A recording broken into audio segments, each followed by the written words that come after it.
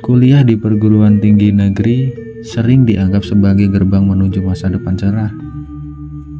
Tetapi, di balik hiruk-pikuk kehidupan kampus, seperti belajar, pergaulan, bahkan hedonisme, ada satu pertanyaan besar. Apakah bantuan pendidikan seperti KIP kuliah benar-benar tepat sasaran? Halo, selamat malam.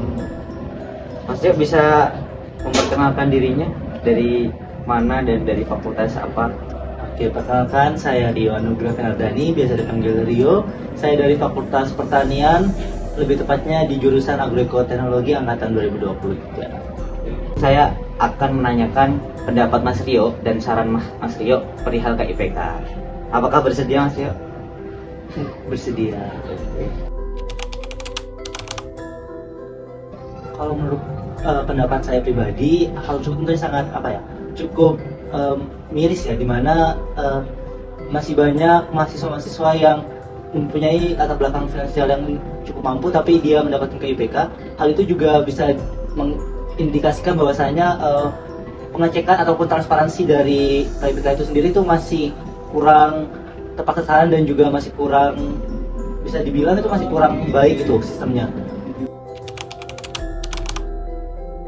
Mungkin langkah yang paling utama adalah kesadaran diri dari mahasiswa dan juga orang tua yang berasal dari golongan yang cukup mampu untuk tidak memanfaatkan dan tidak menggunakan beasiswa ini untuk kepentingan atau hal-hal pribadi seperti itu.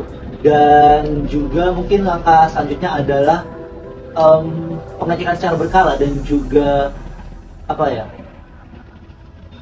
cross check dari pihak kampus sebelum menetapkan bahwa mahasiswa tersebut itu cocok ataupun layak untuk mendapatkan beasiswa KIPK itu sendiri. Perkenalkan, nama saya Siaratu Halisa, bisa dipanggil Lisa. Saya berasal dari Prodi Sastra Jepang, Fakultas Ilmu Budaya. Saya juga penerima KIPK tahun 2023. Kalau saya itu anak yatim dari kelas 1, namun pas kelas 5 SD itu saya punya ayah tiri, dan sekarang itu ayah tiri saya itu bekerja sebagai buruh harian lepas di bidang konveksi, yaitu pembuatan jeans, terus pembuatan rok, pembuatan celana, dan ibu saya bekerja membantu ayah saya dan juga menjadi seorang guru di PAUD desa. Saya melampirkan apa-apa saja yang menjadi syarat untuk verifikasi KIPK ini, seperti slip gaji orang tua, terus KTP orang tua, kartu keluarga, terus ada surat keterangan tidak mampu dari orang tua. Dan mungkin ini salah satu yang menjadikan saya lolos verifikasi KIPK, yaitu saya melampirkan surat keterangan saya pernah tinggal di panti asuhan selama 6 tahun.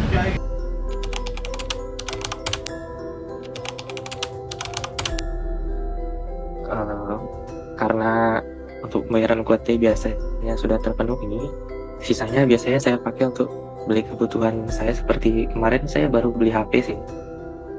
Baik, untuk sekarang mungkin karena biasanya saya ikut organisasi di luar kampus, biasanya keperluan lainnya itu untuk nongkrong mungkin sama anak-anak organisasi. Jadi, apa ini masalah nasib atau kuota yang dipaksakan? KIPK harusnya jadi solusi, bukan ajang rebutan atau bahkan jadi alokasi. Mungkin sudah waktunya evaluasi ulang agar bantuan benar-benar sampai ke yang berhak.